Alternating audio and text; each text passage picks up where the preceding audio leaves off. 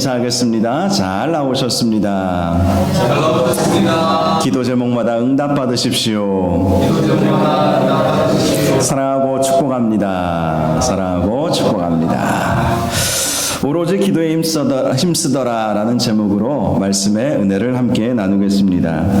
과거 설교의 대가로 잘 알려져 있었던 영국의 스펄전 목사님이라는 분이 계십니다. 저도 이 스펄전 목사님의 설교집을 많이 읽었고 지금도 설교를 준비할 때에 과연 스펄전 목사님은 어떤 말씀을 전했을까라는 마음으로 찾아보는 그러한 목사님이십니다. 그 교회는 이 스펄전 목사님께서 심무하셨던 교회는 런던의 한 중심에 자리 잡고 있었던 교회였습니다. 그 교회는 굉장히 부흥을 많이 했는데요. 보통 6,000명 이상의 성도들이 모였고 한때는 2만 명 이상 모이는 큰 교회를 이루기도 했었습니다. 스펄전 목사님의 전기를 보면 그의 이러한 이야기가 나옵니다. 그는 교회를 방문하는 사람들을 항상 교회의 본당이 아니라 먼저 본당 아래층에 있는 곳으로 데리고 가서 보여주었다고 합니다. 그곳에는 기도하는 성도들이 참 많이 있었는데요. 교회에 찾아오는 사람들에게 그 모습을 보여주면서 늘 이렇게 말씀을 했습니다. 바로 이분들이 저의 희망이며 우리 교회의 발전소입니다. 이러한 말을 해주었다고 합니다. 그렇습니다. 교회가 얼마나 힘이 있느냐라고 하는 것은 그 교회에 얼마나 많은 성도들이 기도하고 있느냐에 달려 있는 것입니다. 초대교회의 태동도 기도로 출발하였음을 우리가 볼 수가 있습니다. 오늘 본문 말씀을 보면 120여 명의 성도들, 즉 예수님의 제자들, 예수님의 12제자를 비롯해서 다른 사람들까지 합해서 120여 명이라고 나와 있지 않습니까? 이들이 예루살렘 교회의 첫 출발점이라고 할 수 있지요. 자, 이들이 어떤 모습을 가졌는가? 즉 기도하는 모습을 첫 출발점부터 가졌다라는 것을 우리에게 말씀해 주고 있습니다. 오늘 본문 말씀은 예수님께서 승천하신 이후에 제자들의 모습을 우리에게 보여주고 있습니다. 12절을 보면 제자들이 감람원이라 하는 산으로부터 예루살렘에 돌아오니 이 산은 예루살렘에서 가까워 안식일에 가기 알맞은 길이라 라고 말씀하고 있습니다. 우리는 이 말씀을 통해서 예수님께서 승천하신 곳이 감람원이라고 하는 산이었다라는 사실을 발견할 수가 있습니다. 이 감람산은 예루살렘 동남쪽에 길게 뻗은 해발 약 800m가 조금 넘는 산이었고요. 또 말씀을 보면 안식일에 예루살렘에서 가기에 알맞은 길이었다라고 말씀하고 있습니다. 유대인의 경전 미시나에 의하면 안식일의 여행 거리는 최대 2,000규빗으로 정해져 있었습니다. 오늘날로 말하면 약 1.1km 정도를 말합니다. 즉 안식일에 가까이 있는 거리였다라는 것은 예루살렘에서 감람원까지 약 1km 남짓되는 거리였다는 사실을 알 수가 있습니다. 그래서 이 감람산 높은 곳에 올라가 보면 예루살렘 온 시대의 전경을 다 볼 수가 있습니다. 특별히 이 산에는 감람나무가 많이 살고 있었기 때문에 감람산이라고 불렸습니다. 감람나무는 올리브 나무를 말합니다.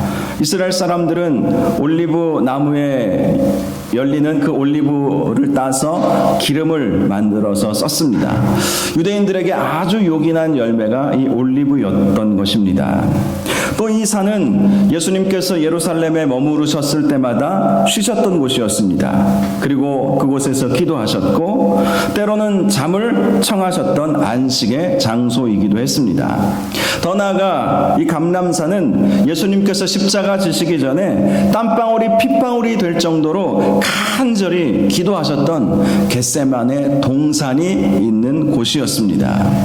이 사실을 통해서 알게 되는 것은 예수님께서 바로 이 감람원이라고 하는 이곳에서 승천하셨기에 바로 기도의 자리, 예수님께서 이 감람산에서 주로 하셨던 일은 기도하는 일이었거든요. 이 기도의 자리가 승천의 자리가 되셨다는 거예요. 실제로 우리는 기도를 통해서 하늘을 경험하게 됩니다. 하나님을 만나게 되고 하나님과 깊은 교제를 나누게 되는 것이죠. 예수님께서 승천하셨다라는 것은 하늘로 올라가셨다는 것 아니겠습니까? 하늘로 올라가셨다. 하늘, 영적인 곳, 하나님이 계신 곳, 하나님께서 좌정하여 계신 그곳으로 예수님이 올라가셨다는 거예요. 어디서요? 기도의 자리에서. 땀방울이 핏방울이 될 정도로 간절히 기도하셨던 곳. 예수님께서 갈릴리에서 예루살렘으로 갔을 때마다 머무시면서 쉬시면서 기도하시고 때로는 거기서 잠을 청하셨던 그곳. 바로 그 기도의 자리가 승천의 자리가 되었다는 것입니다.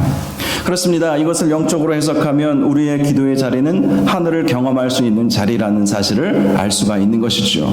비록 우리가 죽음을 맞이하고 죽을 수밖에 없지만 그러나 천국을 경험할 수 있는 유일한 자리가 바로 기도의 자리라는 사실을 꼭 기억하시기를 주님의 이름으로 축복합니다. 여러분, 우리가 천국 가기 위해서 신앙생활하는 것 아니겠습니까? 그런데 천국은 죽음 이후에만 가야 하는 곳은 아닙니다. 죽음 이후에 갈 수 있는 곳만이 아니라는 것입니다. 천국을 우리는 얼마든지 이 세상에서도 경험할 수 있게 되는데요. 천국을 경험하는 자리, 승천과 같은 그런 하늘을 경험하는 그 자리가 바로 기도의 자리다 라는 사실을 꼭 기억할 수 있기를 바랍니다. 그래서 예수님이 다른 곳에서도 얼마든지 승천하실 수 있으셨지만 감람원, 겟세마네 동산이 있는 이 감람원에서 승천하셨다라는 것은 우리에게 주는 교훈이 굉장히 큰 것입니다. 저와 여러분이 기도의 자리를 통해서 하늘을 경험할 수 있기를 바랍니다. 하나님의 임재를 경험할 수 있기를 바랍니다. 하나님의 음성을 들을 수 있기를 바랍니다. 기도의 자리가 바로 그러한 축복된 자리이고 정말 우리가 천국에 올라가는 것과도 같은 그러한 자리라는 사실을 항상 기억하시고 더욱 기도에 힘쓰시는 저와 여러분들 되시기를 주님의 이름으로 축복합니다. 어떤 분들은 세상이 참 지옥 같아요. 참 힘들어요. 어렵습니다. 라고 말씀하시는 분들이 계십니다. 저라고 이 세상 사는 것이 그렇게 맨날 편하기만 하겠습니까? 그런데 여러분, 이 지옥과도 같이 느껴지는 이 자리를 천국으로 바꾸는 길이 있습니다. 바로 기도의 자리라는 사실을 꼭 기억하셔서 기도를 통해서 우리의 모든 환난과 역경과 정말 많은 힘들고 어려운 것들을 천국으로 바꾸어 버리시는 저와 여러분들 되시기를 주님의 이름으로 축원합니다. 13절을 보면 이제 그들이 감람원에서 내려오죠. 그리고 들어가 그들이 유하는 다락방으로 올라갔다라고 말씀을 하고 있습니다.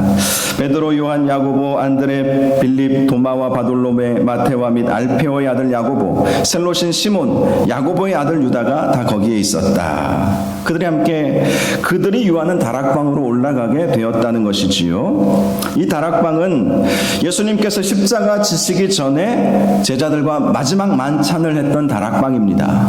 바로 마가 요한의 다락방, 마가 요한의 어머니 마리아의 다락방이라는 것입니다. 이 다락방은 부활하신 예수님께서 그 다락방에 모여있던 제자들을 만나 주셨던 방이기도 했습니다. 그래서 그들은 예수님께서 승천하신 이후에 두말할 것도 없이 바로 그 자리로 모이게 되었던 것입니다. 그들이 마가의 다락방에 모이게 된 것은 예수님께서 승천하시기 전에 해주셨던 말씀 때문이었습니다. 사도행전 1장 4절과 5절을 보면 예루살렘을 떠나지 말고 내게서 들은 바 아버지께서 약속하신 것을 기다리라. 요한은 물로 세례를 베풀었으나 너희는 몇 날이 못되어 성령으로 세례를 받으리라. 이렇게 말씀해 주셨습니다. 즉 당시 예수님의 제자들은 예수님의 승천 이후에 예수님께서 기다리라고 하신 성령의 세례를 받기 위해서 마가의 다락방에 모이게 되었던 것입니다. 성령 받기 위해서 모였다라는 거예요.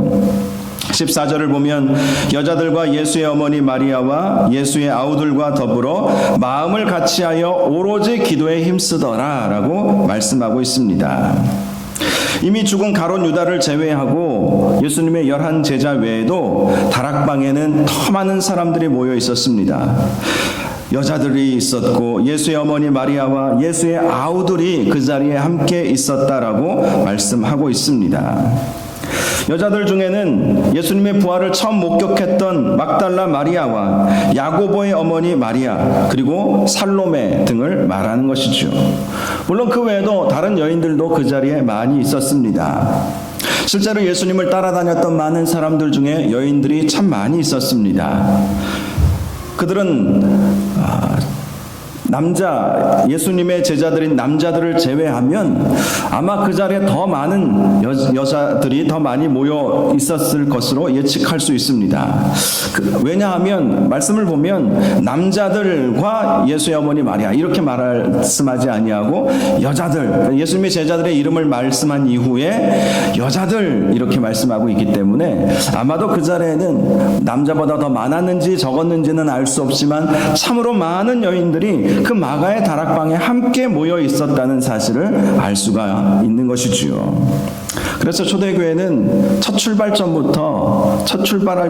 이때부터 여인들이 교회를 참 열심히 섬겼다는 사실을 알 수가 있지요. 오늘날에도 많은 교회들의 경우에 남자 성도들보다 여자 성도들이 더 많지 않습니까? 처음 출발부터가 그랬던 것이지요. 이슬람교는 완전히 다르죠. 이슬람교는 거의 대부분 다 남자들 중심으로 그렇게 모든 일들을 하지만 우리 기독교는 그렇지 않다는 거예요. 처음부터 여자 성도들이 함께 먼저 주도적으로 교회를 이루고 교회를 섬겨 나가게 되었다는 것을 말씀해 주고 있는 것이지요. 특별히 그 자리에는 예수의 어머니 마리아와 예수의 아우들도 있었다라고 말씀하고 있습니다. 마태복음 13장 55절을 보면 예수님의 아우들의 이름이 나와 있는데요. 야고보, 요셉, 유다, 시몬이라고 소개하고 있습니다. 원래 이 예수님의 동생들은 예수님을 메시아로 인정하지 않았습니다. 그러니 예수님께서 가버나움에 계실 때에 어머니 마리아와 함께 형을 만나러 찾아온 것 아니겠습니까? 그들이 찾아왔던 이유는 형을 말리기 위해서였던 것이지요. 그런데 그들이 예수님의 십자가 죽으심과 부활을 목격하고 예수님을 영접하게 된 거예요. 메시아로 영접하게 된 거예요. 그리고 예수님의 승천을 목격한 이후에는 예수님의 제자가 되었던 것입니다. 그리고 예수님께서 말씀하신 대로 성령의 세례를 받기 위해서 이들도 마가의 다락방에 함께 모이게 되었던 것입니다. 예수님의 제자들 중에 야고보, 요셉, 유다, 시몬 중에요, 야고보와 유다는 성경에 아주 중요한 인물로 기록이 되어 있지 않습니까? 야고보는 초대교회 박해가 시작되었을 때 모든 사도들과 많은 성도들이 흩어졌을 때에 교회를 지킨 사람이 야고보였습니다. 예수님의 동생 야고보. 그리고 그 예수님의 동생 야고보가 헤롯 아그리파 1세에 의해서 죽게 되자 그 이후에 이제 유다가 예루살렘 교회를 섬기게 되었던 것이지요. 특별히 이들이 성령 받기 위해서 했던 일에 대해서 이렇게 말씀합니다. 오로지 기도에 힘쓰더라. 성령 받기 위해서 오로지 기도에 힘썼다. 예수님은 성령을 기다리라, 예루살렘을 떠나지 말라, 이 말씀만 해주셨지만 그들은 성령 받기 위해서 무엇을 해야 하는지 잘 알고 있었던 것입니다. 성령 받기 위해서 주님께서 약속하신 성령 받기 위해서 오로지 기도에 힘썼다라는 것입니다. 누가 나서서 말하지 않아도, 예를 들어서 베드로가 일어나서 예수님께서 말씀하신 성령 받으려면 우리가 기도해야 합니다, 함께 기도합시다, 주여 삼창하고 기도합시다, 뭐 이렇게 말하지 않아도 이들은 다 알고 있었어요. 아, 성령 받으려면 기도해야 되는구나. 그렇습니다. 저와 여러분이 성령 받으려면 기도하는 일에 열심을 내야 하는 것입니다. 이들이 오로지 기도에 힘썼다는 것은 응답이 올 때까지 기도했다라는 의미를 가지고 있습니다. 바로 이것이 기도의 응답의 비결인 것이죠. 때로는 기도 응답이 늦게 올 수도 있겠지만 중요한 것은 응답 받을 때까지 기도하는 것이 기도자의 모습이라는 것입니다. 간절히 하나님 앞에 기도했을 때에 하나님께서 때로는 더디 주시는 경우도 있지 않습니까? 많은 경우에는 여러 번 기도하고 기도를 포기해 버리는 경우가 있습니다. 그러나 기도는요, 응답이 올 때까지 기도하는 거예요. 응답에는 여러 종류가 있죠. 내가 그렇게 해주겠다라고 하는 것도 우리가 기대하는 응답이지만 때로는 아니다. 그것은 너에게 전혀 도움이 되지 않아. 라고 말씀하신 것도 응답이죠. 사도 바울이 그런 것 아니겠습니까?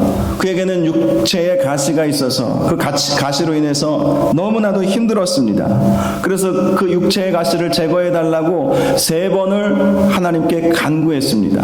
3번을 간구했다는 것은 간절히 기도했다는 거예요. 유대인들에게 있어서 3이라고 하는 숫자도 완전수 개념이기 때문에 3번만 기도했다는 것이 아니라 응답이 올 때까지 기도했다는 거예요. 응답이 올 때까지. 하나님께서 그에게 어떤 응답을 주셨습니까? 내 은혜가 내게 족하다. 네가 약할 그때에 내가 강함이라. 이 응답을 받은 거예요. 그래서 더 이상 자신의 육신의 가시를 제거해달라고 그는 기도하지 않게 되었던 것입니다. 우리가 하고 있는 기도의 제목을 멈추는 때가 있다면 확실한 주님의 응답을 들을 때 그 기도의 제목에 대해서 더 이상 기도하지 않아도 되지만 그러한 확실한 응답이 없을 때까지는 여러분 기도를 멈추면 안 되는 것입니다. 오로지 기도에 힘써야 하는 것입니다. 저와 여러분이 기도해야 할 기도 제목들이 얼마나 많이 있습니까?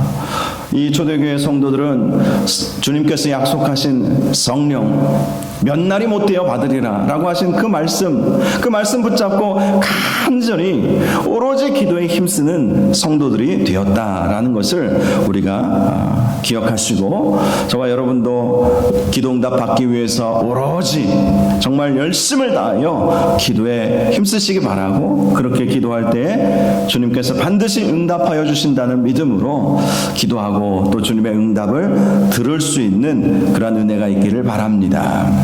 자, 그런데 15절 상반절을 보면 모인 무리의 수가 약 120명이나 되더라 이렇게 말씀을 하고 있습니다. 120명 이 숫자 물론 문자적으로 120명이나 되더라 이 말씀은 문자 그대로 우리가 받아들여야 되지만 특별히 이 120명이라고 하는 이 숫자는 유대인들에게 있어서도 완전수 개념입니다. 유대인들은 3, 10, 12 이 숫자를 완전수로 그들은 보고 있어요. 꽉 찬 수다 이렇게 생각을 하고 있지요. 즉 이 120명의 무리들이 마가의 다락방에 모여 있었지만 하나님께서 보시기에 이들은 완전한 하나님의 백성들이었다. 완전한 성도들이었다라는 것을 우리에게 말씀해 주고 있는 것입니다. 그런데 한 가지 질문이 드는 것은 왜 120명만 남았을까 하는 것이죠. 왜 120명? 120명 과연 어떻게 모인 사람들일까? 이런 질문을 해보게 됩니다. 고린도전서 15장 6절을 보면 예수님의 부활을 목격한 사람들이 500의 형제라고 말씀하고 있습니다. 500의 형제가 예수님의 부활을 경험했어요. 보았어요. 그들은 부활의 증인이 다 되었는지 안 되었는지는 잘 모르겠지만 예수님의 부활을 다 본 사람이 500여 형제였습니다. 형제만 500명이라고 하는 것은 여자와 아이들을 빼놓고 보는 것이죠. 여자와 아이들을 합하면 더 많았겠죠. 훨씬 더 많은 사람들이 예수님의 부활을 경험했습니다. 예수님께서는 부활하신 이후에 40일 동안 이 세상에 계시다가 그리고 승천하신 것 아니겠습니까? 40일이라면 결코 짧은 시간이 아닙니다. 예수님은 그 40일 동안 예루살렘과 갈릴리를 오가면서 많은 사람들을 만났어요. 그 예수님의 부활을 목격한 사람들은 참으로 많이 있었습니다. 그리고 예수님은 만나는 사람들마다 오늘 본문에 나와 있는 오늘 사도행전 1장에 나와 있는 이 말씀처럼 하나님 나라에 대해서 가르쳐 주지 않았겠습니까? 그리고 성령 받아야 된다는 사실을 가르쳐 주었던 거예요. 그런데 그렇게 많은 사람들에게 예수님이 보여졌음에도 불구하고 마가의 다락방에 120명 정도밖에 모이지 않았다라는 것을 우리는 주목해 볼 필요가 있는 것입니다. 물론 여러 가지 이유가 있겠지요. 갈릴리에 있는 사람들은 예루살렘에 와서 그 마가의 다락방까지 들어가기가 어려웠을 수도 있죠. 지리적인 한계가 있을 수 있겠죠. 또 어떤 사람들은 너무 장소가 협소해서 못 들어간 경우도 있지 않겠나 이런 생각을 해봅니다. 물론 당시 유대인의 다락방이 오늘날 생각하는 조그만 다락방은 아니죠. 유대인들은 그 집 본체 위에 넓은 그러한 방을 하나 만들었는데요. 그것을 다락방이라고 불렀어요. 우리가 생각하는 다락방은 방 한쪽에 조그맣게 있는 다락방을 생각하지만 유대인들은 자신의 그 건물 위에다가 한마디로 오늘날로 생각해보면 뭐 옥탑방 같은 곳을 만들었는데 거기는 아주 넓게 만들어 놓아서 많은 사람들이 들어갈 수 있게 되었던 것이죠. 장소의 협소함으로 120명밖에 못 모였을 수도 있을 것입니다. 그러나 우리가 생각해 보아야 할 것은 당시 많은 사람들이 예수님의 부활을 목격했음에도 불구하고 보았다고 다 믿지는 않았다라는 사실입니다. 보았다고 다 끝까지 자리를 지키는 사람들이 많지 않았다라는 것입니다.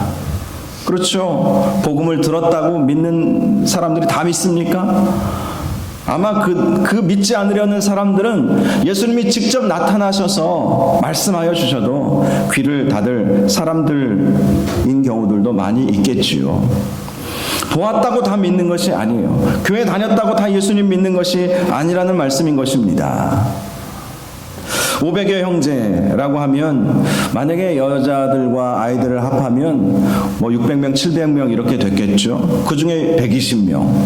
그렇게 하다 보니까 제가 계산을 해보니까 2080 법칙이 딱 생각이 나는 거예요. 2080. 이것은 사회학 이론인데요. 어떤 공동체, 어떤 그룹을 끌고 가는 숫자는 20%라는 거예요.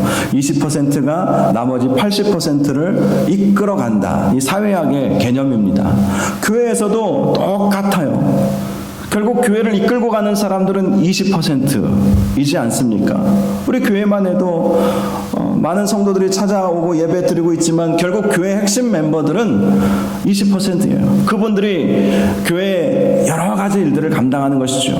힘들고 어려운 일들도 감당하는 것입니다. 결국 이분들이 깨어 있을 때에 교회가 교회 되어 가는 것이죠. 120명의 성도들이 바로 그랬다라는 것입니다. 중요한 것은 20%의 성도가 어떻게 하느냐가 중요하다는 것이죠. 오로지 기도에 힘쓰더라. 이것이 중요하다는 거예요. 우리 교회에도 권사님들, 장로님들, 안수 집사님들 이런 중직들이 계시지 않습니까? 재직들이 계시지 않습니까? 그런 분들, 교회의 핵심 지도자들로 인해서 교회가 운영이 되어 가는데 정말 우리가 감당해야 할 것은 오로지 기도에 힘쓰더라. 기도에 힘써야 한다는 것입니다. 기도하지 않으면 그 공동체가 좌초될 수밖에 없어요. 우리가 지금 주일에 사도행전 말씀을 보면서 사도 바울이 로마로 압송되어져 가고 있는 그 가운데 알렉산드리아호 배가 침몰하는 그 과정들, 풍랑을 만나서 막 이리저리 흔들리는 그 과정을 우리가 지금 보고 있지 않습니까? 만약에 그 자리에 사도 바울이 없었다면 그 배는 어떻게 되었을까? 그 배는 여느 다른 배처럼 암초에 걸려 파손되어 그 276명이라고 하는 그 사람들이 다 물에 빠져 죽었을 거예요. 한 사람의 영적 지도자가 그래서 굉장히 중요한 것입니다. 그 사람이 깨어있으면 사도 바울이 그렇게 풍랑을 만나고 정말 그렇게 힘들고 어려운 때에 하나님께 기도하고 하나님으로부터 음성을 듣지 않았습니까? 네가 반드시 가이사 앞에 서야 되겠고 여기 배에 있는 사람들을 다 너에게 주었다. 그래서 사도 바울이 거기 배에 있는 사람들을 안심시키지 않습니까? 선장도 선주도 백부장도 심지어 다음 주 본문의 내용을 보면 사공들은 지들 살겠다고 도망가 버리려고 해요. 세상 사람들이 다 그런 거예요. 영적인 지도자들이 너무나 중요한 거예요. 우리 교회에서도 물론 저의 역할도 중요하겠지만 이 20%의 핵심 일꾼들이 오로지 기도에 힘쓰고 깨어있을 때 그 공동체에 성령이 임하고 성령께서 이끌어 주시는 그러한 교회 공동체가 될 수 있다라는 것을 우리가 기억해야 하는 것입니다. 그래서 이 밤에 기도할 때 120여 명의 이 성도들이 오로지 기도에 힘쓰더라 이 말씀처럼 먼저 이 자리에 참여하신 우리 여러분들께서 정말 기도에 힘쓰는 일꾼들 되게 하시고 우리 교회가 교회가 기도의 사람들이 더 많아짐으로 말미암아 스펄전 목사님이 자신의 교회에 기도하는 성도들을 향해서 이분들이 우리의 발전소입니다.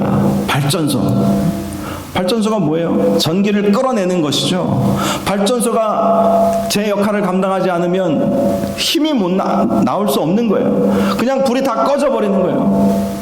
우리가 기도가 식어지면 불이 꺼져버리는 것입니다. 능력이 사라져버리는 거예요. 그래서 이 밤에 우리가 기도할 때 하나님 영적인 불이 꺼지지 않게 하시고 우리 모든 직분자들이, 우리 모든 재직들이 발전소가 되게 하여 주옵소서. 발전소. 그래서 우리 교회가 힘을 잃지 않고 담대히 거침없이 주의 복음을 증거하는 귀한 사명을 잘 감당할 수 있도록 인도하여 주옵소서. 이런 제목으로 이 밤에 우리 함께 먼저 기도할 수 있기를 원합니다. 우리 말씀 생각하면서 주여 한번 부르짖고 기도합니다. 주여, 거룩하시고 존귀하신 아버지 하나님, 오늘도 주님 앞에 나와 부르짖어 기도할 수 있게 하여 주시니 감사합니다. 영적 발전소로서 하나님께서 저희들을 사용